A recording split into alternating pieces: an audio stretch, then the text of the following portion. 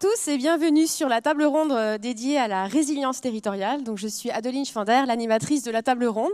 Alors désolé, on n'a pas bien répété la petite chorégraphie qui allait avec le jingle bien dynamique.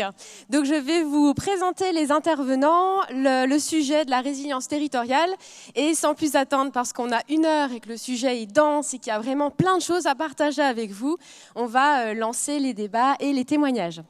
Alors, donc du coup, on accueille Catherine Gervaise de l'AFPA Grand Est, donc responsable innovation pédagogique et territoire. Bonjour Catherine. Bonjour. À ses côtés, donc du coup, Sébastien Vert, délégué général de France Ville Durable, qui nous en dira plus. Et puis encore à ses côtés, donc Pierre Zimmermann de l'Eurométropole de Strasbourg, en charge actuellement, donc chargé de mission, voilà, ville en transition. Sujet de résilience territoriale. On va beaucoup parler des définitions et des enjeux. Pour reprendre les termes du climatologue italien Filippo Giorgi, on est vraiment sur gérer l'inévitable et éviter l'ingérable. Comment adapter nos écosystèmes à la fois humains, nos relations aussi avec les écosystèmes naturels, pour éviter de trop fortes déflagrations de toutes les crises qui nous arrivent. C'est des sujets qui dépassent en fait largement des sujets plus sectoriels liés à des transitions type transition énergétique, transition alimentaire, etc. On est vraiment sur des sujets systémiques. Et pour présenter justement le sujet, je vais proposer donc déjà à Catherine de nous dire finalement, pour toi, la résilience territoriale, si tu peux déjà définir les enjeux, les bénéfices de ce sujet. Oui, ça fonctionne. Bonjour à tous. Alors peut-être juste quelques mots d'abord sur l'AFPA, qui est l'Agence nationale pour la formation professionnelle des adultes, opérateur historique de la formation professionnelle en France depuis la fin de la Seconde Guerre mondiale. La mission de l'AFPA, c'est la fabrique des compétences, les compétences d'aujourd'hui, mais bien sûr les compétences de demain. Et comme nous sommes implantés dans les 10 départements du Grand Est, avec nos 16 centres, évidemment, nous sommes dans l'ensemble des territoires qui eux-mêmes, comme le disait Adeline, subissent des chocs et réagissent à ces chocs. Alors les territoires dans lesquels nous sommes sont extrêmement diversifiés, puisqu'on est soit comme à Strasbourg dans un environnement très urbanisé, mais aussi dans des milieux ruraux, Verdun, Saint-Dizier par exemple, au cœur des QPV ou dans des petites villes. Et donc, comme je le disais, les territoires dans lesquels nous sommes subissent actuellement des chocs, mais depuis bien longtemps aussi, et ils réagissent de façon diversifiée, en intensité ou en modalité. Alors, nous, dans ces territoires, on essaye de prendre en compte ces particularités et de proposer des réponses qui sont construites et adaptées. Donc, on essaye d'amoindrir les chocs. Faut que tu gardes plus. Pardon. Et on essaye donc d'amoindrir ces chocs. Alors, comment ? Par des propositions de formation, bien sûr, parce que c'est notre cœur de métier, avec des formations permettant de se former donc au métier de la transition, on l'a dit, numérique, énergétique, climatique, avec des contenus de formation renouvelés, mais aussi des modalités pédagogiques innovantes qui vont jusqu'au 100% distance. On y reviendra. Juste par exemple, sur certains territoires, on a besoin de monter en compétence des personnes sur la formation de maintenance de chauffage à l'énergie solaire, par exemple, ou la maintenance de parcs éoliens, ou du zéro gaspillage alimentaire pour les cuisiniers. Mais ce qui est aussi intéressant, c'est que on intègre un module éco-citoyen dans toutes nos formations pour les stagiaires en formation diplômante, module éco-citoyen qui leur permet d'avoir une vision globale du développement durable, en fait, mais aussi de les interroger dans leurs pratiques personnelles personnel et d'intégrer dans leur vie professionnelle les gestes du développement durable, comme par exemple le tri des déchets. Alors, en fait, il nous semble, nous, que la résilience des territoires, justement, c'est la possibilité d'investir dans des compétences pour et que nous, on peut accompagner les territoires à traverser les mutations dont ils dont ils reçoivent l'ensemble des chocs pour réagir à ça. Voilà. Donc un enjeu fort d'adaptation des compétences pour réagir au choc et favoriser la résilience. Et Pierre, toi, comment est-ce que tu définirais les enjeux, les bénéfices de la résilience territoriale ? Alors, bonjour à toutes et à tous. Alors, bon, les enjeux, évidemment, pour nous, petite mission, on est une petite mission ville en transition, on essaie d'activer un peu toute la chaîne d'acteurs qui fabriquent et qui gèrent la ville. Je travaille plus dans le domaine de l'urbanisme. Pour essayer d'anticiper et de préparer voilà, les chocs futurs, les défis qu'il va y avoir à relever. Alors pour nous, la résilience territoriale, en tout cas pour moi, c'est d'abord peut-être et avant tout, je ne dissocierai pas territoire de ses habitants, de ses acteurs. Pour moi, c'est vraiment une notion essentielle, mais j'y reviendrai juste rapidement après. Donc c'est apprendre peut-être la résilience à travailler différemment avec ces acteurs locaux, avec cet écosystème d'acteurs. Pourquoi ? Si je prends juste une illustration, on continue encore aujourd'hui trop, à mon sens, j'espère que je n'ai pas trop de collègues dans la salle, à construire la ville en chambre, entre experts. Voilà, parce qu'on pense savoir c'est quoi les usages, etc. Mais on voit bien que les usages, les enjeux, ils évoluent beaucoup plus vite que nous, beaucoup plus vite que la réglementation, beaucoup plus vite peut-être que nos modèles. Et donc on a besoin de plus fabriquer la ville en chambre, donc d'aller à la rencontre des acteurs, d'aller à la rencontre aussi des habitants, des citoyens, des usagers qui pratiquent cette ville qu'on essaie de fabriquer, de voir ce qui marche pas, et de voir tout simplement comment on peut mieux la construire ensemble. Et une deuxième idée, pour ne pas être trop long, pour moi, la résilience territoriale, c'est aussi apprendre à se réconcilier avec les contraintes. On a finalement, dans l'aménagement des villes, dans l'aménagement du territoire, on a essayé de gommer, d'effacer beaucoup de contraintes qu'on avait. On veut se déplacer, on construit une route, on va vite. Il neige, 3 cm tombent sur la route, on est bloqué, on râle. Pour moi, ça, c'est pas de la résilience. Et tout cet aménagement du territoire qui a été rendu possible par une abondance énergétique nous a peut-être un peu coupé ou privé finalement de cette capacité d'être résilient, d'apprendre oui, des fois on perd du temps. Ou alors la ville n'est peut-être pas aménagée de la manière la plus optimale, mais elle est plus low cost ou elle va être plus résiliente, etc.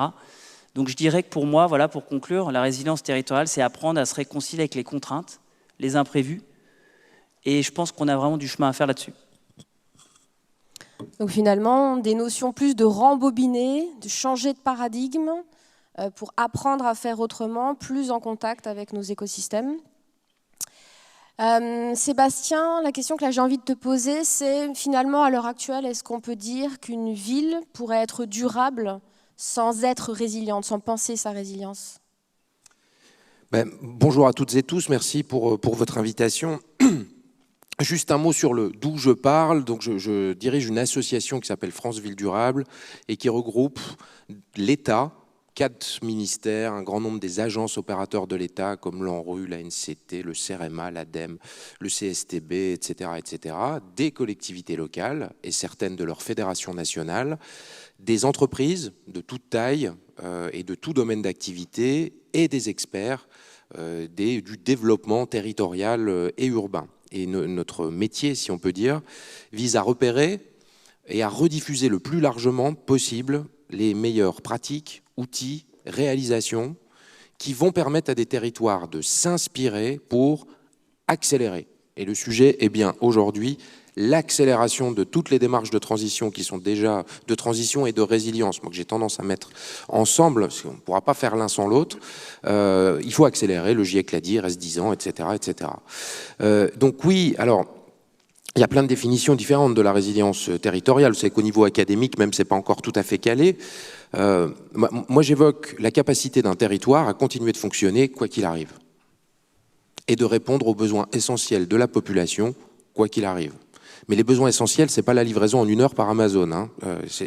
Voilà, donc il y a vraiment une vraie question, y compris démocratique, de participation citoyenne, etc., sur ce qu'on entend par besoins essentiels qui doivent être fournis, quoi qu'il arrive, quels que soient les aléas, quels que soient les chocs, vous en avez beaucoup parlé, les désastres, les événements disruptifs dans le fonctionnement du territoire, mais aussi en réduisant ce qu'on appelle les stress chroniques. Il y a tout un tas de phénomènes latents dus aux activités humaines qui entament tout autant les capacités de fonctionnement du territoire, mais qui ne sont pas des chocs. Les pollutions chimiques dans l'environnement, par exemple. L'eau, l'air, le sol, on continue d'en balancer. On sait que c'est une des limites planétaires qui conditionne l'habitabilité de la planète pour Sapiens à horizon de la fin du siècle. Mais on continue quand même, etc., etc. Donc c'est vraiment une vision large de la résilience. Il y a les chocs, mais il y a aussi les stress. Et puis pour répondre à ta question, moi je défends le point de vue selon lequel la résilience est notre horizon, quoi qu'il arrive. C'est notre horizon si on ne parvient pas à réduire nos émissions de gaz à effet de serre. À cette heure, on n'y parvient toujours pas, au niveau mondial, vous le savez, et on sait très bien maintenant quelles seront les conséquences de ça. Multiplication des événements extrêmes, etc., etc. Donc la résilience va devenir indispensable juste pour continuer à fonctionner, si on n'y arrive pas, si on n'arrive pas à rentrer en transition. Mais si on arrive à rentrer en transition, à vraiment décarboner notre économie, à changer donc de mode de vie, parce que la décarbonation, c'est pas uniquement le verdissement de l'économie. Tout ça, on sait que ça marche pas. Ça fait 20 ans qu'on nous dit ça, mais le verdissement n'est pas de la transition. Les bouleversements dans les visions du futur, dans les fonctionnements du quotidien, dans l'acceptation de la sobriété heureuse et conviviale, on pourrait le développer si vous le voulez par la suite, vont demander tout autant de la résilience et des capacités de résilience. Et notamment, la transition va demander une résilience spécifique, celle que tu as abordée, la mutation extrêmement rapide des dispositifs d'emploi et de compétences sur les territoires.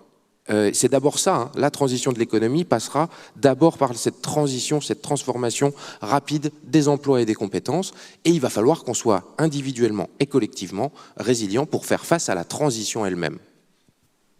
Donc la résilience, c'est d'abord dans nos têtes, dans nos compétences, dans nos manières d'interagir. Et c'est aussi ça là, qu'on a envie de vous proposer dans cette table ronde. C'est des temps pour grandir ensemble sur ces sujets, voir ce que chacun peut apporter pour faire grandir la résilience de nos territoires. Vous pouvez vous connecter sur le fil là, de Forum Développement Durable pour poser vos questions. Et puis je les rebasculerai aux différents intervenants. Pour préparer aussi la table ronde, on a demandé à chacun de nos intervenants de choisir une image pour définir, qui représentait en fait pour eux la résilience territoriale. Et donc la magie de la technique devrait faire que ça s'affiche. Attention, Dieu de la technique, es-tu avec nous ? Je ne sais pas le passer. Voilà. Est-ce que vous avez des questions ? Non ? C'est toi qui le gères ou non ? Bon. Régie, si tu nous entends. Ça passe pas ? Les images ? Ah bon ? Non, c'est des images qui doivent apparaître normalement après ? Bon bah non, le dieu de la technique est pas avec nous. Donc vous allez fermer les yeux et vous projeter sur l'image de Pierre que tu vas nous décrire. Bon, ça sera pas trop compliqué. Alors j'ai hésité, mais j'avais choisi une belle photo de Nelson Mandela qui me semblait vraiment bien incarner la résilience à plus d'un titre. D'abord parce que Nelson Mandela, il a incarné toute sa vie un combat qui était loin d'être gagné d'avance. Enfin, je pense que j'ai pas besoin de vous l'expliquer. Et on sait que son engagement l'a conduit longtemps en prison. On a essayé de l'enfermer, finalement de l'empêcher de changer un ordre établi. Et j'y voyais beaucoup de parallèles au combat, ou en tout cas aux défis qu'on a à relever en matière de changement climatique. Il y a aussi un ordre établi qu'il faut changer. Ça fait aussi écho à, alors je ne sais pas, vous nous direz, chers collègues qui intervenez là, mais quand on échange avec beaucoup de gens qui sont engagés depuis longtemps sur le combat de la transition écologique et sociale, on sent des fois un peu de fatigue. Voilà, les gens disent, on a l'impression d'être des empêcheurs de tourner en rond, puis on nous laisse de côté, on ne les écoute pas toujours. Donc il y a un peu cet isolement qui me semblait, alors bien sûr à une toute petite échelle, mais faire écho à l'isolement de Nelson Mandela au départ. Mais pourtant, il était tenace, il n'a pas abandonné. Il n'a pas abandonné, et puis une fois qu'il a été libéré, il a engagé ce projet de transformation de la société, et il l'a fait sur la base de la réconciliation. Et je trouvais qu'il y avait vraiment un beau parallèle à faire avec de l'idée de se dire on va transformer la société, il faut le faire ensemble. On ne va pas le faire les uns contre les autres. Hein. On a bien vu que le mot coopération, c'est un peu le mot-clé de la journée. Et voilà, je conclurai juste en disant que, évidemment, le défi, il est loin d'être relevé encore en Afrique du Sud, vous le savez, mais je veux dire, c'est pareil pour nous. C'est aussi quelque chose qui nous emmène très loin. Donc voilà, je termine en disant peut-être juste une chose. Sur la photo, mais vous ne le voyez pas, c'est le visage de Nelson Mandela qui sourit, qui est très serein. Et je trouvais que cette sérénité qui peut emmener les gens, voilà, elle était vraiment fédératrice. Voilà. Super, merci. Catherine, tu peux faire fermer les yeux au public pour leur faire imaginer ton image. Et en même temps, ça va être beaucoup plus simple, parce que moi, c'est une image mathématique, puisque moi, j'avais choisi l'équation 1 + 1 = 3.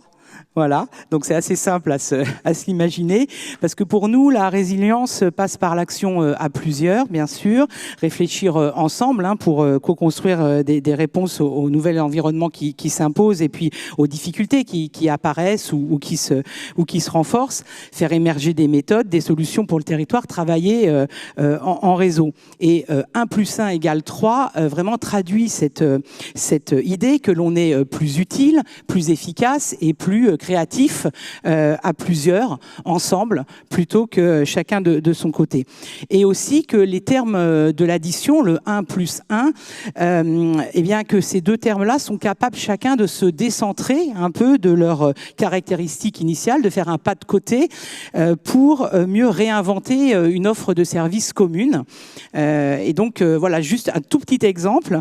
Sur le centre de Remiremont, on a un apiculteur qui a souhaité implanter des ruches. Évidemment, lui, il a son activité production le miel. Nous, on a une activité centre de formation, donc on peut continuer comme ça. Mais ce que l'on a fait, c'est qu'on a regardé ce que l'on pouvait faire ensemble. Évidemment, former des stagiaires à la biodiversité et à la récolte du miel, mais aussi vendre les produits de l'apiculteur dans le centre. Et donc, du coup, on a offert une offre de services différente ensemble. Voilà, c'est vraiment ça l'idée que je voulais partager ici. Quelque chose de très créatif. Et pour toi ? Bien, moi, j'avais choisi une photo de la manifestation de janvier 2015 à Paris, après les attentats de Charlie Hebdo. Ces photos qui ont fait le tour du monde, où on voit une foule énorme massée le soir, et des habitants des manifestants qui portent des lettres lumineuses qu'on voit de loin et qui écrivent « Not afraid ». J'avais pris cette photo pour illustrer deux choses. La première, c'est que la résilience d'un territoire, c'est d'abord la résilience de ses habitantes et de ses habitants, avant d'être celle de ses infrastructures, de ses systèmes, de ses institutions, etc., etc. Bien sûr, nous, enfin je dis nous, je ne suis plus du côté de la collectivité seulement, mais en tout cas du côté des collectivités ou des pouvoirs publics, on a tendance à considérer, comme tu le disais très bien, qu'on sait tout, qu'on gère tout, qu'on s'occupe de tout, et dormez tranquille, quoi. Grosso modo, on sait que face à des événements disruptifs importants, les infrastructures, les pouvoirs publics, les systèmes de réponse, etc., face à des événements majeurs, mais ils ne sont pas dimensionnés pour, et c'est normal. Et donc, ils ne suffiront pas. Et qu'est-ce qui reste quand les infrastructures, les systèmes, les institutions sont débordés? La capacité des habitantes et des habitants à s'entraider. Donc, le premier facteur de résilience d'un territoire, connaître son voisin, et avoir une visibilité des vulnérabilités sociales qu'on peut avoir autour de chez soi pour, en cas d'aléa ou d'événement, quoi qu'il arrive, penser en priorité aux personnes vulnérables à la place des secours, quelque part, qui, eux, n'auront pas forcément le temps d'être là partout. Et puis, le not afraid, c'est important. Parce que même si on sent depuis 1-2 ans une évolution très forte dans ce domaine, parler de la réalité de l'anthropocène et donc du besoin de résilience, en général, on vous dit tout de suite, t'es vraiment trop collapso, toi. Hein. Ah non, c'est anxiogène. Ah non, faut arrêter de dire ça. Non, mais bien sûr, l'homme va trouver une solution magique. On va s'en sortir. Il est plus fort que tout. Et surtout, ne parlons pas aux habitants de ces sujets-là parce que ça leur fait peur. Et puis, c'est pas comme ça qu'on va être réélu. Et puis, etc., etc., etc. Sauf que des habitants non sachants, ce ne sont pas des habitants qui sont prêts à entrer dans la transformation. Donc, il y a un enjeu extrêmement fort de pédagogie, d'implication de la population dans la réponse à tous ces enjeux. Et not afraid, c'est pour dire que la résilience, c'est pas du tout anxiogène, c'est pas du tout collapso. Au contraire, c'est la prise de conscience de la réalité de ce qui nous arrive dans la figure pour pouvoir y faire face. Par contre, on le met sur la table, on en parle, on l'assume. Et cette démarche de résilience, elle est là pour protéger, pour rassurer la population, à l'inverse d'inquiéter. espoir, entraide, coopération pour faire face et protéger, en particulier répondre à nos besoins essentiels, et ça, le faire tous ensemble, parce qu'on le voit bien, seul, on sera extrêmement fragile. Alors Catherine, on a tendance à inviter l'AFPA sur des tas de sujets. L'AFPA est connue comme un très grand opérateur de formation, de développement des compétences. Pour moi, c'était presque un petit peu une surprise de parler de vous aussi sur ces sujets de résilience. Et en préparant la table ronde, j'ai été impressionnée par déjà ce que vous avez mis en œuvre et par la manière dont vous avez décidé de manière proactive de positionner vos ressources, vos compétences, tout ce que vous avez à proposer. Tu vas le décrire plus précisément, pour favoriser la résilience des territoires. Alors, est-ce que ça, tu peux nous en dire plus? Parce que là, tu as présenté l'AFPA, on va dire qu'on connaît classiquement, mais en quoi est-ce que l'AFPA est un acteur de résilience?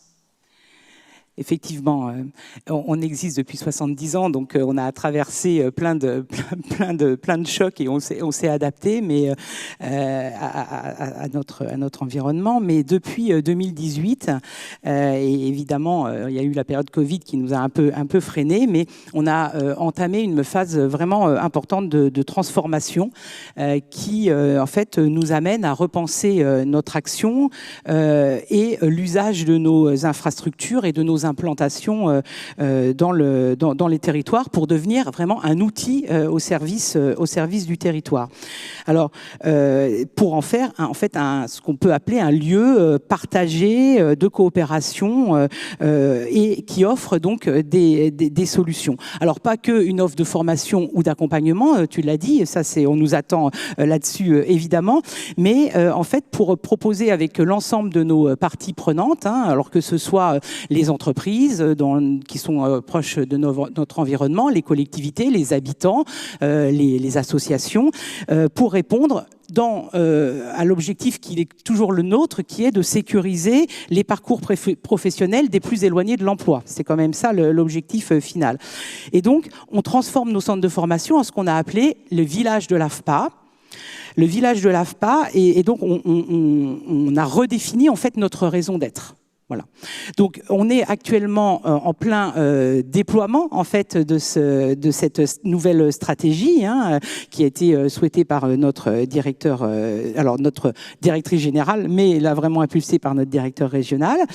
Et donc, les villages de l'AFPA peuvent prendre évidemment plusieurs formes. Je vais vous donner quelques exemples. Il peut y avoir un village que l'on appelle, nous, de l'insertion professionnelle. L'idée, c'est de mieux connecter les stagiaires aux entreprises.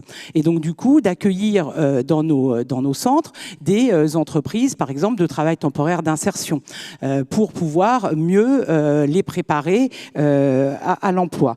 Il peut y avoir un village de l'accompagnement des parcours de vie. Et là, on travaille avec des partenaires, on réfléchit à des offres qui concernent par exemple l'offre de soins, l'offre de garde d'enfants, de mobilité douce, voilà, tout un panel de services qui font qu'on ne va pas à l'emploi parce qu'on a des difficultés, des freins particuliers. Et nous, tout seuls, on ne sait pas les résoudre. Donc du coup, avec d'autres que l'on accueille dans nos sites, eh bien, on peut penser une offre qui leur convient. Mais ça peut aussi sur le village de l'entrepreneuriat. Et dans ces cas-là, on accueille des entreprises et notamment des stagiaires qui souhaitent créer leur entreprise. On a beaucoup de métiers manuels, des plombiers, des chauffagistes, voilà, ou du secrétariat, etc., qui veulent créer leur entreprise, mais qui, voilà, c'est plus simple de le faire au sein de là où ils ont fait une formation. Et donc, on offre comme un peu une pépinière d'entreprise, des services pour eux. Et on le fait avec, par exemple, aussi une conciergerie solidaire qui va apporter des services à l'ensemble des partenaires. Alors, actuellement, on développe cela avec plusieurs réseaux, les Restos du Cœur, bien sûr, les entreprises de travail temporaire d'insertion, mais aussi des unités de production issues qui sont économie sociale et solidaire, voilà, des garages solidaires, des hypercafés, je l'ai dit, de la conciergerie solidaire, et puis, donc, je l'ai dit, des partenaires solutions, crèches, centres de soins, etc. Alors, ce qui est intéressant aussi, c'est en lien aussi avec notre journée d'aujourd'hui, c'est que tous les villages qu'on est en train de construire, avec, encore une fois, pas seul, mais vraiment avec nos partenaires de chaque territoire vont être tagués par rapport aux objectifs du développement durable de l'ONU.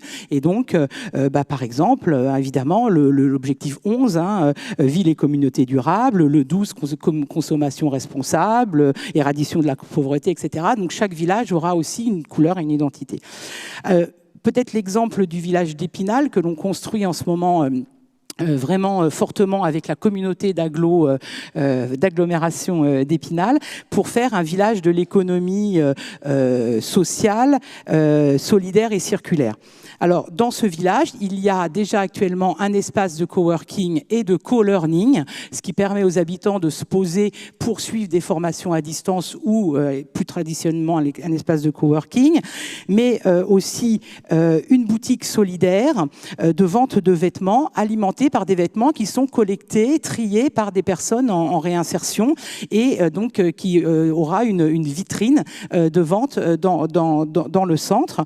Et évidemment, d'autres partenaires sont en cours d'éligibilité pour s'implanter dans ce village d'Épinal. Le village est piloté par un conseil de village qui donc reprend l'ensemble des partenaires qui sont présents dans le village et nous réfléchissons également actuellement pour, dans le cadre de commissions ad hoc, associer les stagiaires de l'AFPA, les salariés et les habitants en proximité pour aussi qu'eux-mêmes puissent porter voilà, les évolutions de chaque village. Alors, pour finir, un mot du déploiement en fait, que l'on est en train de porter. C'est 2022 sera l'année du déploiement, vraiment dans nos centres. La phase de diagnostic de chaque territoire est en cours ou est finie pour certains, et donc chaque village va déterminer sa couleur avec ses partenaires. Et donc et l'idée que nous portons, c'est que dans chaque centre, donc il y ait, comme je l'ai dit, une production ESS, une entreprise de travail d'insertion, des services solidaires, mais aussi parce qu'on est très attaché à la réduction du réchauffement climatique. On intègre dans chacun de nos centres une forêt urbaine qui va nous permettre évidemment la captation du carbone pour contribuer à réparer le climat. Alors ça ne va pas suffire, évidemment, c'est pas ça qui va faire que... mais en tout cas, ça va permettre à chacun de prendre conscience et de participer évidemment aussi en actes très concrets de plantation, etc. Et puis, tous nos projets sont passés au tamis RSE. Afin de rééquilibrer, si nécessaire, chacun des projets par rapport aux trois piliers et se dire de bien prendre en compte les préoccupations sociales, environnementales avec l'ensemble des partenaires.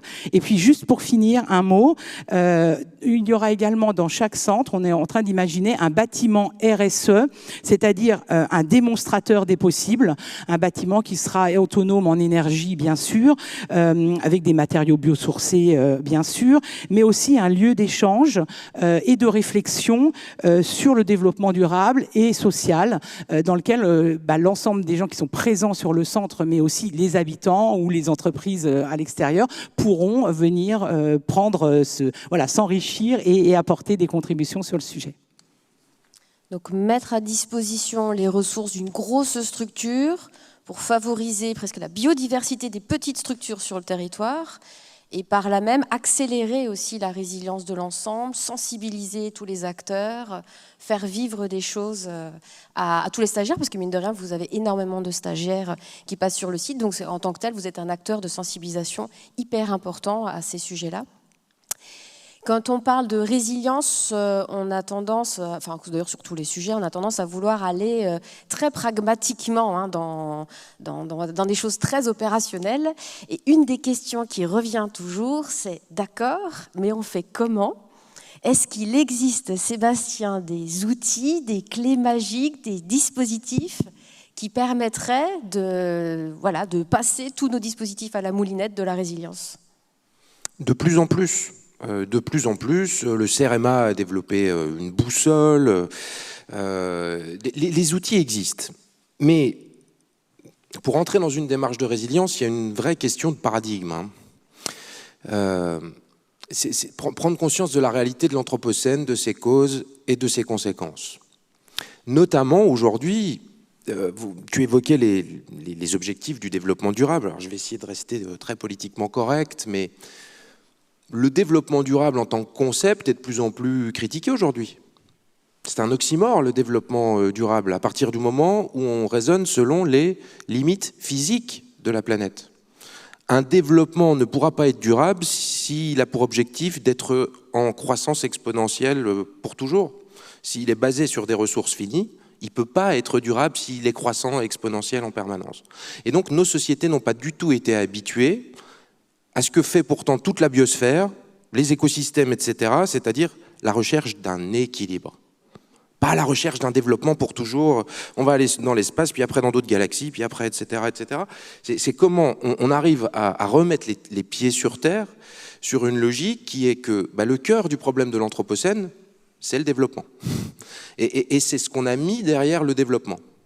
Et donc, revenir aux besoins essentiels, c'est un vrai sujet auquel on n'est pas habitué. Et en termes de paradigme, aujourd'hui, enfin, le sujet climatique est sur la table, officielle, le grand public, etc. Ça y est, on y est enfin, un peu, enfin beaucoup plus qu'il y a quelques années. La biodiversité arrive, donc on commence aussi à bien avoir l'enjeu de la biodiversité, mais il y a 7 autres limites planétaires, je l'évoquais tout à l'heure, qui sont tout aussi dramatiques pour l'humanité et qui sont totalement hors scope aujourd'hui. Et donc la résilience, elle apporte cette vision plus holistique des enjeux, désolé pour les grands mots, mais en gros, arrêtons de les penser un par un, le climat d'un côté, la biodive de l'autre, etc. Tout ça est complètement interdépendant, interconnecté, et les réponses qu'on doit apporter doivent être en conséquence plus systémiques, deuxième mot nouveau, dans notre fonctionnement territorial, qui se heurte quand même en profondeur à nos fonctionnements traditionnels en silo, où c'est de l'anti-Descartes, hein. C'est un peu rude, mais le discours de la méthode, aujourd'hui, il est challengé, quoi. Pour gérer un problème, il faut le découper en petits morceaux qu'on va réussir à bien comprendre. Aujourd'hui, c'est ce qui pose problème par rapport aux enjeux auxquels on est confronté, qui, eux, sont pas du tout découpés en petits morceaux, sont systémiques, ont des effets cascades de l'un à l'autre, etc., etc. Donc les outils commencent à exister, mais il y en a un que je citerai notamment la première recommandation du récent rapport du Shift Project sur la résilience territoriale. J'ai participé à la relecture du rapport dans le comité d'experts. Première recommandation, pour les collectivités locales notamment, ou pour les entreprises, c'est pareil, consacrer 1% du budget de fonctionnement à la formation de tous les agents, de tous les cadres, des élus, de la population. On a l'impression qu'on sait, mais on sait globalement, non, on n'est pas encore sur des sujets grand public. On sait aujourd'hui que ce ne sont ni les médias, ni l'éducation nationale qui permettent d'éclairer la population sur ces enjeux. Donc il faut trouver d'autres leviers. Et on peut tout à fait le faire via les organismes de formation continue par ailleurs, hein, parce que l'enjeu aujourd'hui, c'est pas les générations futures une fois qu'elles arriveront au pouvoir, etc., etc. C'est les gens qui sont aujourd'hui avec des leviers dans les mains, qui ont des leviers de décision aujourd'hui, qui doivent absolument être formés en formation continue professionnelle sur ces nouveaux enjeux. C'est pas une honte de pas savoir. La plupart des connaissances et des découvertes scientifiques sur le sujet sont récentes. Alors, ça dépend ce qu'on appelle récent après. Mais on sait qu'il y a un temps entre le passage de la science à l'action publique. Et donc, par contre, il faut assumer le fait qu'il faut se mettre à jour. Il faut qu'on se mette à jour collectivement et qu'on mette à jour en particulier les dirigeantes et les dirigeants. C'est ce que fait notre association, notamment. Une fois qu'on sait, les solutions, on va les trouver, hein. Une fois qu'on sait qu'on met en place les bons processus de gouvernance, c'est-à-dire les bons acteurs autour de la table, publics, privés, citoyens, académiques, etc., ils vont les trouver, les solutions, adaptées à chaque territoire. Vaut mieux rentrer par là, par la connaissance, que par la solution, parce que la solution déconnectée de la connaissance, on ne comprend pas pourquoi il faudrait faire tout ça. Donc un outil, finalement peut-être pas forcément intuitif, se former ensemble, se former beaucoup. Voilà. Beaucoup de questions du public pour Pierre. Donc du coup, qui va nous parler d'une démarche de résilience qui est lancée par l'Eurométropole avec justement une grosse approche, une vigilance importante sur la coopération, sur l'ouverture des débats autour donc du coup de l'urbanisme en transition. Et dans les questions, il y a entre autres comment favoriser la rencontre des usagers et surtout les sensibiliser justement à la rencontre avec les services de la ville. Les gens pensent souvent qu'ils ne seront pas entendus. Donc quel rôle peuvent occuper par exemple les associations d'habitants et les autres démarches de ce type? Et ça, si tu peux du coup faire un zoom sur cette partie ouais, que bien vous avez sûr. fait sur la coopération. Alors, pour répondre à comment on interagit plus avec le citoyen, l'usager, déjà on fait des choses très simples. On retourne sur ce qu'on a fabriqué. On fait des visites inversées. On va dans des quartiers rénovés ou des quartiers construits neufs, qu'on a appelés par exemple écoquartiers, et on va à la rencontre des gens. On dit c'est pas nous qui allons, urbanistes, aménageurs, promoteurs, faire la visite du quartier. C'est vous qui habitez, qui allez nous faire la visite et vous nous dites ce qui marche pas, ce que vous comprenez, ce que vous comprenez pas. C'est souvent une grande, excusez-moi pour l'expression, mais une grande claque dans la figure. Parce que ça peut être des réunions tendues aussi, sur le stationnement, pour donner qu'un seul exemple que vous connaissez. Et puis après, l'idée, c'est de prendre un peu de temps pour aller au-delà j'allais dire, de ce premier échange, construire des ateliers participatifs derrière, en disant on a identifié 4-5 problèmes ou 4-5 envies. On ne reste pas que sur le négatif, bien sûr. Et on va travailler dans des ateliers avec des urbanistes, des aménageurs, des promoteurs, des bailleurs, des habitants, à solutionner les problèmes. On peut être amené ensuite, par exemple, à réaménager des espaces qui étaient mal conçus. On peut faire de l'urbanisme temporaire, du design temporaire conçu avec les habitants, avec l'usager, avant de le réaménager en dur. Voilà, donc il y a pas mal de solutions. Et ensuite, je ne sais pas si ça offre une transition à ce que j'allais présenter, mais on leur fait une place aux habitants, vous allez voir, dans des démarches. Je suis responsable d'un gros partenariat qui lie la ville de Montréal et la ville de Strasbourg, qui s'appelle Faire la transition en lien avec le citoyen. On est en train de mener des tas d'expérimentations conjointes ville de Montréal, ville de Strasbourg, pour faire en sorte que les citoyens à Montréal et à Strasbourg travaillent sur des projets aussi en commun, pas que les fonctionnaires, pas que les élus. Donc voilà, on essaie de leur faire des places dans ces démarches comme dans celle du PAC que je vais présenter, pour qu'ils aient la parole. Et après, c'est une autre question, j'y répondrai pas, mais voilà, c'est toujours de dire qui est le citoyen, qui représente qui. Ça, c'est un autre défi, mais c'est important de leur laisser une place, bien sûr. Alors, je te laisse présenter le pacte, justement, sur lequel vous avez été assez loin dans cette prise en compte de finalement l'ensemble des parties prenantes pour réfléchir autrement l'urbanisme sur le territoire de l'Eurométropole.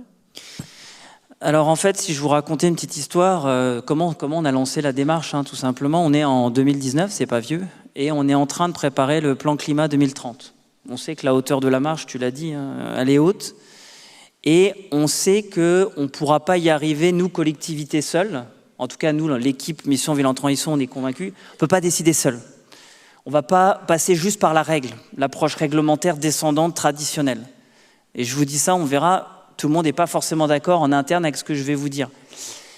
Mais s'il y a débat, c'est qu'il y a du bon, finalement, si je faisais un petit clin d'œil. Et donc, du coup, on s'est dit, si la hauteur de la marche est très très grande, et si nous, on va devoir décliner direction de l'urbanisme ou traduire les objectifs du plan climat en préparation dans nos projets, il faut le faire avec tous les acteurs.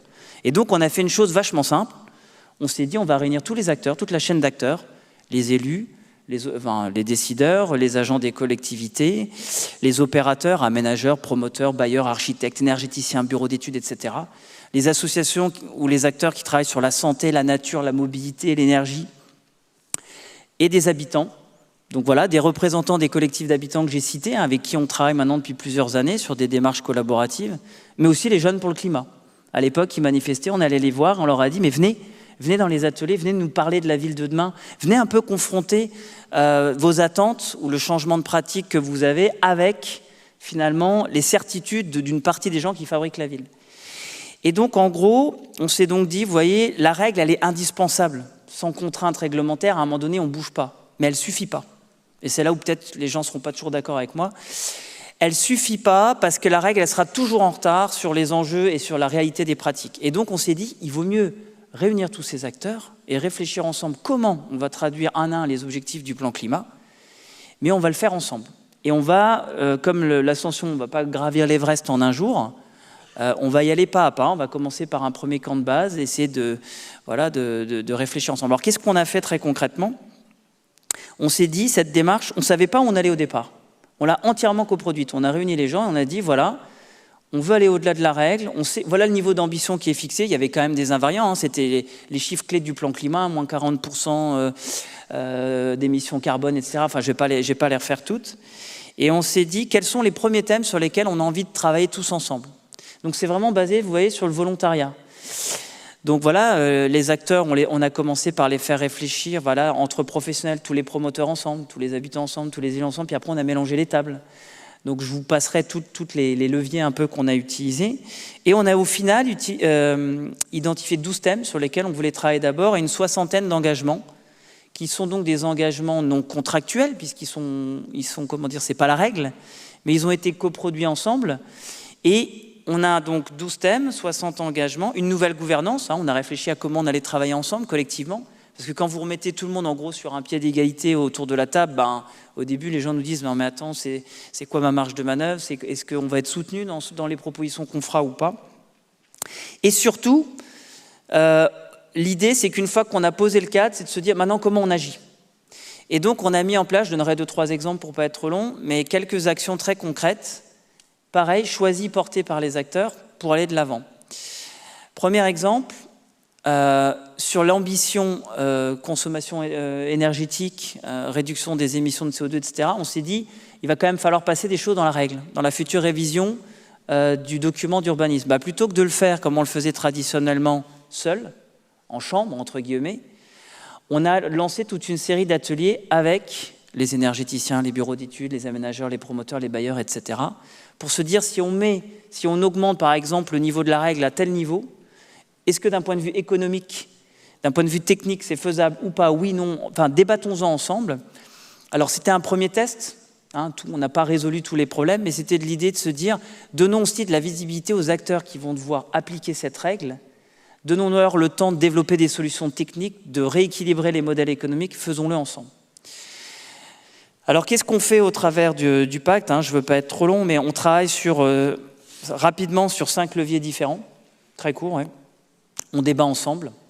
Il faut partager la diversité de nos représentations. Vous avez toute une chaîne d'acteurs qui faisaient des choses dans leur coin. En apprenant à mieux se connaître, on travaille mieux ensemble, on s'articule mieux.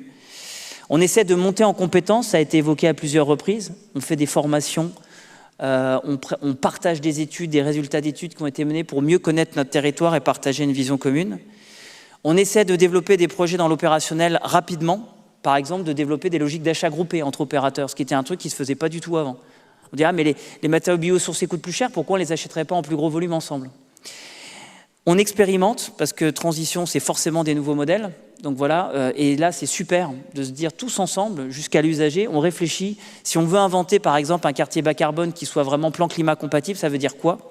Donc on réfléchit et on a répondu à l'appel à manifestation d'intérêt du PIA au niveau national.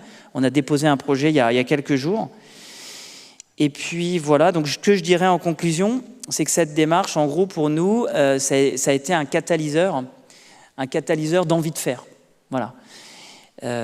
On n'a pas forcément, on a retissé un lien de confiance avec les acteurs locaux.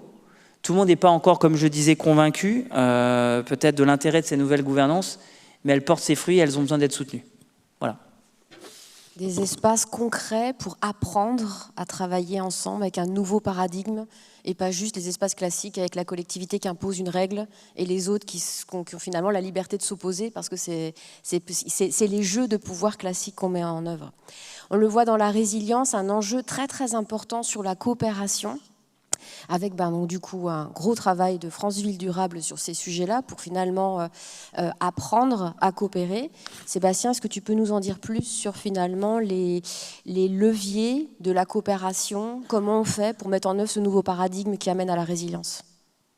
Donc en effet, la coopération est un levier absolument majeur de résilience, peut-être même le tout premier. Et c'est multiscalaire, c'est à beaucoup d'échelles différentes. Pour prendre quelques exemples, comme on l'évoquait tout à l'heure avec les habitants, le tout premier levier de coopération, le tout premier lieu de coopération pour la résilience d'un territoire, c'est le palier ou la cage d'escalier. Et la capacité des habitants à avoir un minimum de solidarité, de soutien, de visibilité sur les vulnérabilités autour d'eux.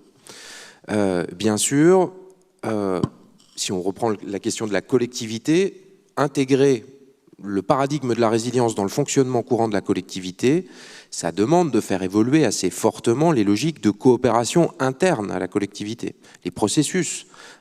C'est pas du mode projet, le systémique.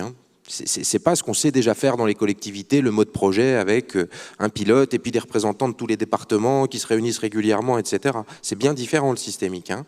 Et donc ça demande une forte évolution de la coopération interne à la collectivité.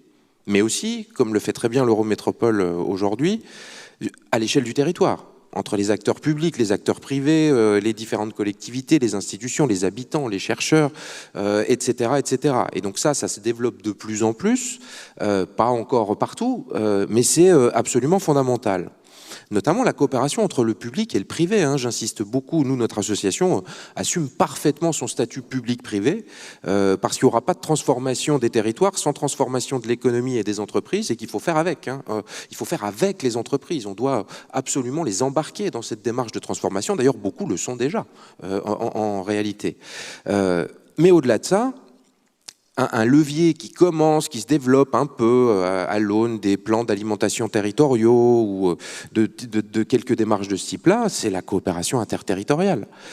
Penser qu'une collectivité, une commune, peut gérer la résilience de son territoire dans ses frontières communales, ça n'a pas beaucoup de sens. Que ça soit la résilience en réaction au choc, ou la résilience en transformation du territoire. L'exemple type, on a beaucoup sous-estimé jusqu'ici l'intérêt des coopérations urbains-ruraux. Je prends juste un exemple pour illustrer ça. Une collectivité commune, ville, évidemment à l'échelle de l'interco, de la métropole, c'est déjà beaucoup plus pertinent. Mais à l'échelle du territoire communal seul, on a dans les PCAET notamment beaucoup d'engagements sur la réduction des émissions de carbone du territoire. Mais moi j'avais fait le test dans une vie précédente on avait fait le test, je m'occupais de résilience à la ville de Paris notamment. Les émissions de carbone de la ville de Paris, mais c'est le cas pour toutes les grandes métropoles, on parle du bilan global, pas des émissions justement, émissions et empreintes, le bilan carbone global du territoire parisien, la mairie en tant que telle, avec ses camions poubelles, ses établissements publics à chauffer et à éclairer, son éclairage public, etc., elle peut agir sur 5%. Avec ses compétences réglementaires, son pouvoir budgétaire, son pouvoir politique, etc., 20% au maximum. 80% échappent totalement. C'est les entreprises, c'est ce que les habitantes et les habitants consomment, achètent, mettent dans leur assiette, etc., etc. Et la collectivité croit, là encore, avoir tous les leviers, mais non, elle n'a pas les leviers directement. Et si elle veut agir sur des effets systémiques de décarbonation, la plupart du temps, ça ne sera pas intramuros. Deux exemples, l'alimentation territoriale, évoquée. L'agriculture urbaine, c'est bien, c'est pédagogique, etc., mais c'est pas du tout à l'échelle pour nourrir les gens. Hein.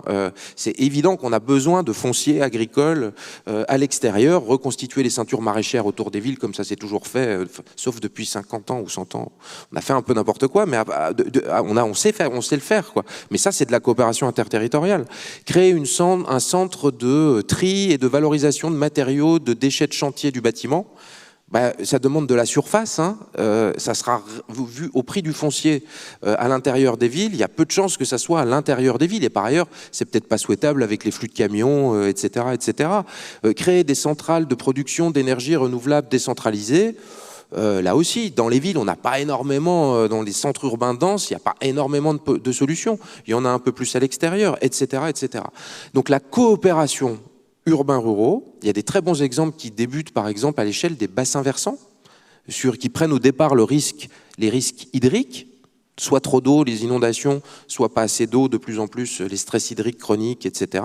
Et qui se disent la stratégie de résilience, là, elle doit couvrir le bassin versant, en intégrant les villes-centres et toutes les communes rurales qui sont le long des affluents et du cours majeur. Donc il me semble que ça avance quand même, qu'on est de plus en plus en train de se rendre compte que ce leitmotiv qu'on a beaucoup entendu depuis des années de compétitivité des territoires, hein. Les territoires, ils doivent être compétiteurs, ils doivent être concurrents les uns avec les autres, mais c'est pas très résilient, quoi, hein. C'est pas très résilient, surtout à l'échelle nationale. Enfin, on organise nous-mêmes la compétition entre nos propres territoires pour qu'il y ait des gagnants et des perdants. Le gagnant va attirer toutes les entreprises, super, il va être attractif, etc. Mais elles viennent d'où? Elles viennent des territoires où elles sont parties. Et donc l'État viendra corriger le fait que, zut, on a organisé la compétition, mais il y a des perdants. Du coup, on doit aider les perdants. Cette logique compétitive, elle est délétère par rapport aux enjeux climatiques. Il faut absolument passer à une logique bien plus coopérative. Chaque territoire a ses spécificités. On peut tout à fait envisager des collaborations renforcées sur les sujets essentiels de l'Anthropocène et surtout sur la réponse aux besoins essentiels des habitants, quoi qu'il arrive. Dans les questions de la salle, il y a quand même aussi un peu du scepticisme, dans le sens, bon d'accord, mais on le voit bien, on parle d'amener des connaissances aux élus, aux décideurs. Par contre, on le voit bien par exemple avec la Convention citoyenne pour le climat. Même quand les citoyens donnent les informations, travaillent pour monter des vrais projets, c'est pas pour autant que les décideurs prennent en compte ces informations. Donc il y a aussi des questions sur ok, mais on fait comment du coup, nous en tant que citoyens, pour faire passer le message qu'on veut que cette urgence soit prise en compte. Donc là, c'est une question que j'ai envie de vous reposer à tous les trois, de dire finalement en tant que citoyen, quels sont les leviers pour inviter nos dirigeants à prendre en compte cette urgence-là, pour prendre en compte que ce soit les rapports, se former, etc., etc. Je ne sais pas, Catherine, si tu veux réagir. Peut-être un mot, mais qui a été évoqué en plénière tout à l'heure, que j'ai beaucoup aimé. Je crois que la plupart des personnes qui commencent leur vie professionnelle ou qui se reconvertissent, des gens qu'on accueille beaucoup aussi, sont de plus en plus à choisir les entreprises dans lesquelles elles vont travailler, et donc d'avoir une action sur l'entreprise elle-même. C'est-à-dire que si l'entreprise ne correspond pas à l'idée qu'on a de ce que l'on souhaite trouver comme qualité de vie au travail, par exemple, ou comme type d'engagement de l'entreprise, eh bien, on n'y va pas. Et ça, je pense, c'est un vrai pouvoir que chacun a quand je dis chacun, c'est pas tout à fait vrai, parce qu'il y a des personnes qui n'ont pas le choix que d'aller travailler peu importe le lieu, parce que ça relève vraiment c'est du vital.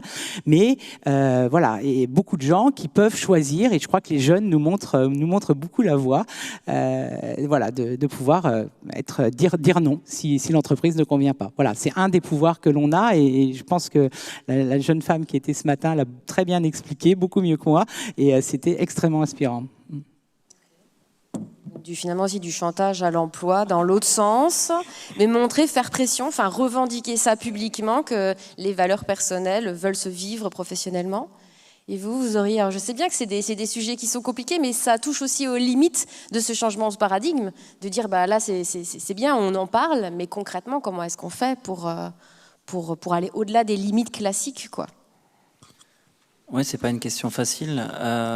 C'est un peu délicat de répondre, qu'est-ce qu'on doit faire en tant que citoyen, parce que c'est un choix qui nous appartient tous. La première des choses, c'est peut-être prendre le temps de penser les choix différemment.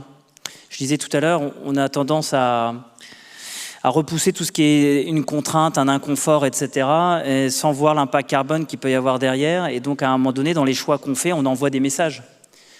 On envoie des messages à des entreprises, à des producteurs, aux collectivités, aux élus, etc. Donc ça, c'est de la responsabilité de chacun. Mais moi, si je devais répondre un peu à l'envers, vous m'excuserez pour la pirouette, je dirais que nous, côté collectivité, à la mission Ville en Transition notamment, on essaye un peu partout où on peut de laisser de la place aux citoyens, aux acteurs, aux habitants, aux usagers.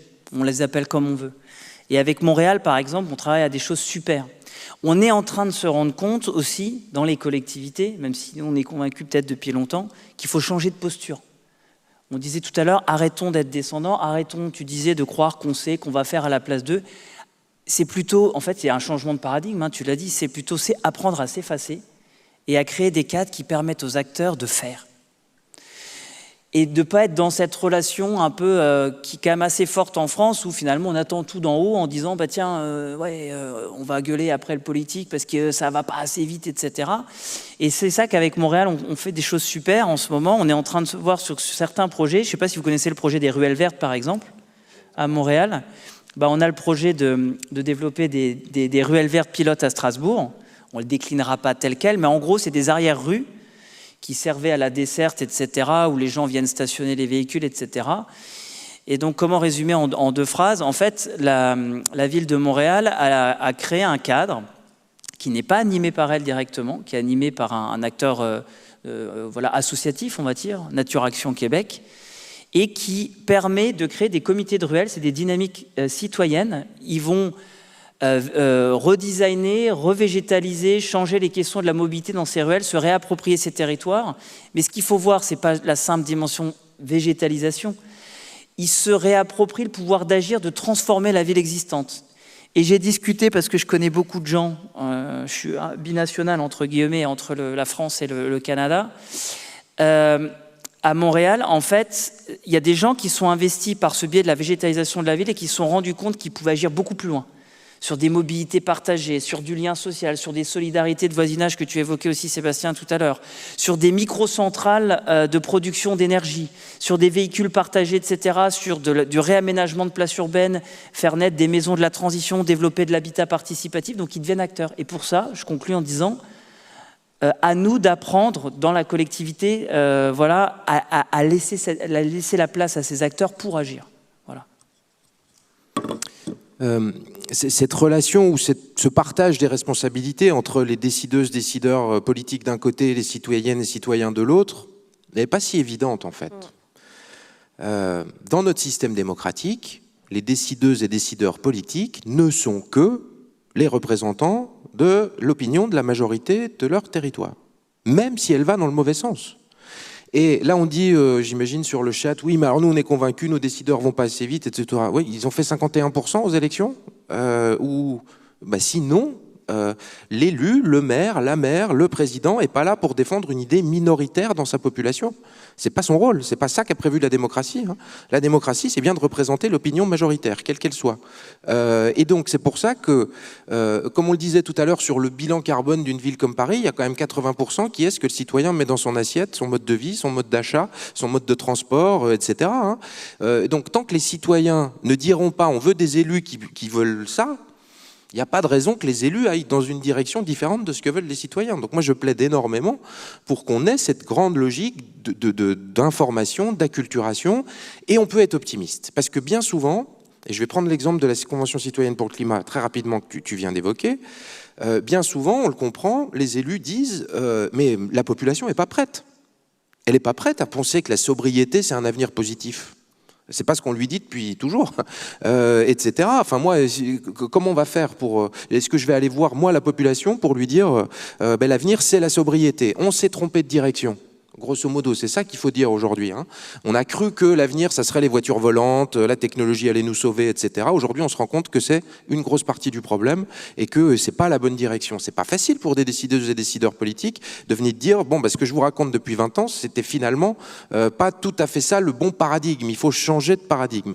Mais la Convention citoyenne pour le climat, 150 habitantes et habitants non spécialistes, non militants, non encarté, non politique, représentatif de la société française dans ses différentes dimensions socio-économiques, territoriales, etc., qui bénéficie de 2 fois 2 jours de formation express. 2 fois 2 jours. Formation express. Ils ont vu tous les spécialistes, les scientifiques, etc., qui leur ont expliqué juste la réalité des causes et des conséquences de l'Anthropocène. Qu'ont-ils formulé comme proposition spontanément ? Ben, des propositions qui allaient vers la sobriété, qui sont apparues choquantes, révoltantes, extrémistes pour une grande partie de la société, pour le Parlement, pour pas mal de monde, rouler moins vite sur l'autoroute, supprimer la publicité qui nous fait acheter des trucs inutiles. C'était exactement des propositions qui allaient dans le bon sens par rapport aux enjeux. Mais le reste de la population n'étant pas consciente de la réalité du sujet, des causes réelles de tout ce qui nous arrive, trouve ça extrême, parce qu'on va nous faire changer notre mode de vie. Mais oui, mais c'est le cœur du problème. C'est le cœur du sujet, le mode de vie qu'on nous promet est le cœur du problème. Donc c'est plutôt rassurant, parce que ça montre qu'on peut tout à fait croire en la capacité citoyenne à prendre les bons choix à partir du moment où elle est éclairée sur la situation. Donc je vois qu'il se développe de plus en plus des conventions locales de citoyennes pour le climat, etc. Moi, il me semble que ce sont des démarches extrêmement positives, intéressantes à suivre, à diffuser, parce qu'on ne pourra pas, les élus, les décideurs ne pourront pas engager leur territoire dans les transformations radicales si les citoyennes et les citoyens ne sont pas d'accord. Ça s'appelle la démocratie. Se former tous ensemble. C'est vrai que 2 fois 2 jours, ça paraît presque peu en plus pour prendre conscience de tous ces enjeux. Et pourtant, on a vu ce que ça donne comme propositions différentes. Pour conclure là, cette table ronde, où on est d'accord, ça fait que effleurer le débat. Il y aura encore plein de choses sur lesquelles rebondir, y compris dans vos questions de prise de parole à proposer. Ce que je vais vous proposer là, c'est 1 minute chacun pour dire vraiment rapidement, pour vous, on change de paradigme, mais c'est important de continuer à se projeter. Donc ce serait quoi un territoire résilient en 2050 ? Alors, je ne sais pas, Catherine, par exemple. Hein, oui. On est habitué à ce que tu dises. Donc. Oui, vas-y, Catherine, s'il te plaît. Pour moi, un territoire idéal, un territoire résilient idéal, c'est un territoire qui permet à ses habitants, aux entreprises, aux structures d'accéder à une offre de services en proximité. Alors, c'est le concept de la ville du quart d'heure que certains connaissent certainement. L'idée, c'est que chaque habitant, chaque habitant puisse accéder à l'essentiel de ses besoins en 15 minutes à pied, en vélo ou en transport en commun par rapport à son lieu de résidence. Alors, c'est la ville du quart d'heure, c'est basé sur les travaux de Carlos Moreno, hein, qui est un chercheur qui travaille à Paris notamment. Et en fait, c'est comment on a à 15 minutes de chez soi de quoi vivre, de quoi travailler, s'approvisionner, se divertir, se former et s'épanouir, et se soigner. Alors évidemment, ce qui est intéressant, c'est que la ville du quart d'heure, du coup, c'est à faible émission de CO2 puisqu'on est en mobilité douce, hein, donc voilà. Et puis ça réduit le temps, à la fois le temps de transport, donc ça redonne du temps à chacun, hein, parce que quand on passe pas le temps dans les transports, évidemment on a du temps pour soi, mais aussi de l'espace, puisqu'il y a des choses qui seront réaménagées. Et donc voilà, pour peut-être conclure par rapport aussi donc à ce que je vous disais tout à l'heure, mais la mise à disposition, donc un multi-usage des infrastructures, hein, c'est ce qu'on propose dans le village de l'AFPA, et c'est bien nous, c'est bien l'idée qu'on en a de pouvoir donner à un territoire précis, alors pas forcément à l'échelle d'une ville, mais un territoire plus réduit, mais l'ensemble des activités, comme on disait, nécessaires à la vie de chacun. Et ça, il me semble que c'est un bel idéal. Donc un territoire résilient, c'est un territoire sur lequel tous les habitants trouvent la réponse à leurs besoins essentiels, vraiment à proximité. Belle vision. Et pour toi, Sébastien, ce serait quoi ? Je ne vais pas redire, mais je partage ça. La réponse aux besoins essentiels, absolument. J'ajouterais peut-être simplement un territoire dont l'ensemble des parties prenantes, quelles qu'elles soient, est parfaitement conscientisé, formé aux vulnérabilités, quelles qu'elles soient, environnementales, socio-économiques, sociales, climatiques, etc. Et formé et impliqué dans la démarche de transformation continue du territoire. Donc ça demande beaucoup l'implication des parties prenantes, tout ce que tu as dit tout à l'heure, qui a fait preuve de discernement technologique, pour le dire correctement, le politiquement correct, et qui est parvenu à un équilibre entre ses besoins et sa consommation de ressources. Et donc si on est dans une logique d'équilibre, on peut penser à l'avenir plus sereinement, parce qu'au moins on est sur une démarche vertueuse pour la suite, on n'est pas sur une démarche qui en rajoute chaque jour, parce qu'on se trompe de paradigme. Un territoire équilibré et conscient de lui-même et de ses vulnérabilités. Beau programme aussi. Et pour toi, Pierre ?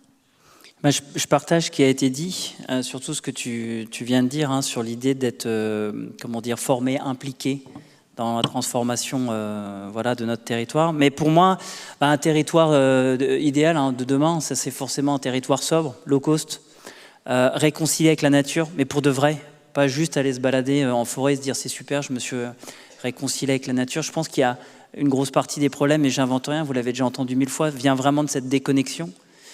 Et si je devais prendre une image, en fait, alors vous n'aviez pas demandé, Adeline, tu n'avais pas demandé une deuxième image, mais je ne sais pas si vous avez vu le film La Belle Verte de Colin Serrault, il date un peu. Alors certains le trouveront peut-être un peu caricatural, moi il m'a toujours fait marrer. Et puis il m'a toujours fait rêver aussi un peu. Et en fait je me dis, il y a quelque chose de chouette, vous savez, entre des gens qui finalement sont super évolués, mais qui sont redevenus quelque chose de très très simple. Et je pense qu'il y a sans doute un message très très fort. Je trouve qu'il est vraiment d'actualité ce film, et pour ceux qui ne l'ont pas vu, franchement, regardez-le. Et je dirais une dernière chose, mais c'est plus pour préparer ce monde-là, si je me projette aujourd'hui. Arrêtons peut-être de voir tous ceux qui, comme tu disais tout à l'heure, sont vus comme des empêcheurs de tourner en rond, etc., dans nos organisations, dans les administrations, les entreprises, dans nos cercles d'amis, de famille, de les voir comme des virus, c'est un peu d'actu, hein, qu'on met de côté. Tu nous embêtes, mais non, il ne va pas y avoir de problème. C'est les vitamines de ces organisations. Et souvent, trop souvent encore aujourd'hui, et ça, moi je le vis, mais je ne suis pas le seul, bah voilà, ils sont perçus comme des virus, on les écoute, on dit bah c'est sympa, ça c'est encore un truc de la mission Ville en Transition, c'est encore un truc de Pierre, merci. Revenons aux choses sérieuses, revenons à notre manière de gérer. Donc voilà, je pense que redonner une place à ces vitamines et pas à ces virus, c'est que ça serait quelque chose de chouette pour arriver vers ce monde sobre. Merci à tous les trois pour vos témoignages, vos échanges. Merci d'avoir participé à cette table ronde. C'est que le début. Vous l'avez compris, il y a plein de choses à faire et à lancer. Et finalement, ce que j'aurais envie de vous proposer, c'est déjà d'aller rencontrer vos voisins de palier. Parce qu'on le disait, la sobriété, elle doit être heureuse et conviviale. Ça ne doit pas être vu comme du renoncement ou du sacrifice.